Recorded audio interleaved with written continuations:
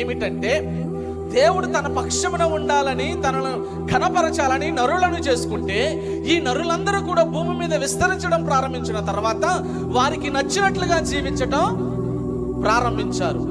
వారికి ఎలాగూ బ్రతకాలో అలాగూ బ్రతకటం ప్రారంభించారు. ఇక దేవుని ఆలోచనను ఆలోచించట్లా, దేవుని ఉద్దేశాలను నెరవేర్చట్లా. వారి తలంపులో ఉన్నటువంటి చెడ్డ ఆలోచన ఎలాగైతే బ్రతకమని చెప్తుందో అలాగూ బ్రతకటం ప్రారంభించారు.